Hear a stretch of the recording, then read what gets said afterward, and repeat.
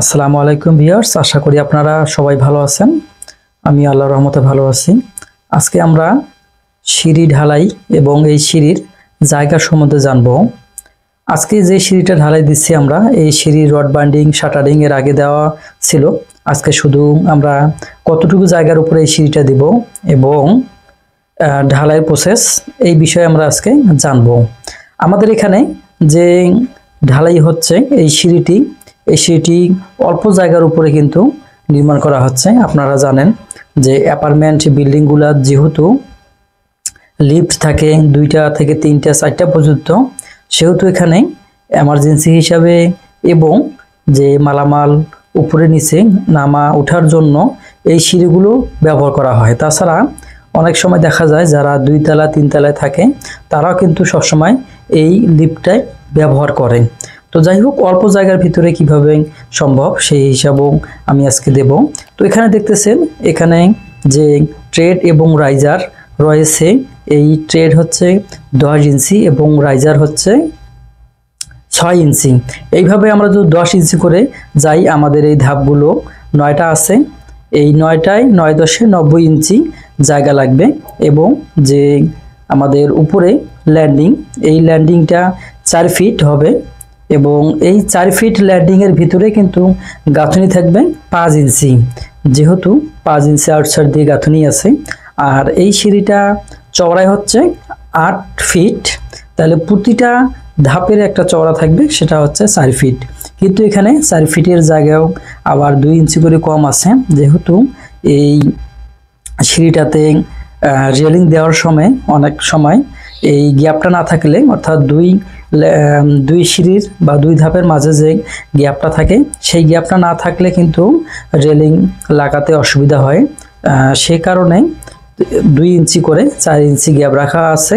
তাহলে আমরা একটা যে ল্যান্ডিং বা এই সিঁড়ির চওড়াটা আমরা পাবো 3 ফিট 10 ইঞ্চি এবং আরেকটা হচ্ছে 3 ফিট 10 ইঞ্চি। এই হলো আমাদের 4 ফিটের 4 ইঞ্চি কম। তাহলে আমরা 3 দুগুণা 6 ফিট, আর এদিকে আপনার 2টা থেকে 4 ইঞ্চি বাদ যাবে। তো আমরা এই মাপটা কিন্তু পাবো। তো এই অল্প মাপের ভিতরেই আমাদের এই সিঁড়িটি নির্মাণ করা হচ্ছে। আর এটা হচ্ছে যেহেতু ফ্লোর থেকে উঠে গেছে, তো এর কারণে যে সামনের দিকে এই অংশটা ফ্লোর থেকে শুরু হয়ে গেছে, এটা বাড়তি কোনো জায়গা লাগবে না, শুধু আমাদের এই 9×90 এবং উপরের ল্যান্ডিং এই মাপটা শুধু থাকবে। আর চওড়ার দিকে 3 ফিট 10 ইঞ্চি 3 ফিট 10 ইঞ্চি এই মাপটা পাওয়া যাবে। আর এখানে রডের সম্বন্ধে আগেই বলা আছে। আর ঢালাই কাস্টিং হচ্ছে আমাদের 1:2:4 অনুপাতে ঢালাই হচ্ছে। আর এটা যেহেতু সিঁড়ি, এখানে আমরা ব্রিক চিপ দিয়ে ঢালাই করতেছি, খোয়ার ঢালাই আমরা ঢালাই শুরু করে দিয়েছি।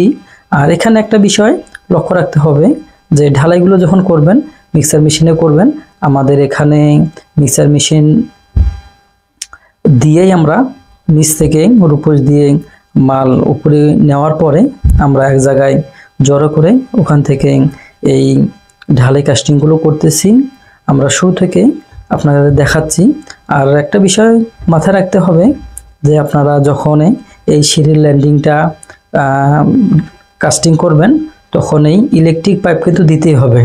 অনেক সময় ভুলবশত এই ইলেকট্রিক পাইপটা দেওয়া থাকে না থাকার কারণে লাইটিং পয়েন্টের সময় সেই জায়গাটাকে কেটে লাইন নিতে হয়, এটা কিন্তু করা যাবে না। অবশ্যই এই কাজটা আগেই করে নিতে হবে। তো যাই হোক, আমাদের এখানে যে ল্যান্ডিং দেখতেছেন, এটা হচ্ছে 8 ফিট বাই 4 ফিট, এর ভিতরেই চতুর্দিকে 5 ইঞ্চি গাঁথনি থাকবে।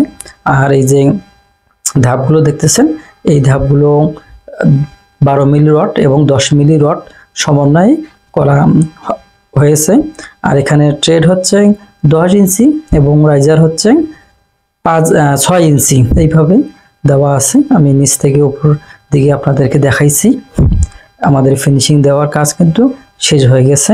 তো যাই হোক, এই অল্প জায়গার ভিতরে কিভাবে করা সম্ভব আমরা সেই বিষয়ে জানলাম এবং সিঁড়ি ঢালাই সম্পর্কে জানলাম। এর ভিতরে আপনাদের কোনো মতামত থাকলে অবশ্যই আপনারা কমেন্টে জানাবেন আমার যে কোনো ভিডিওতে।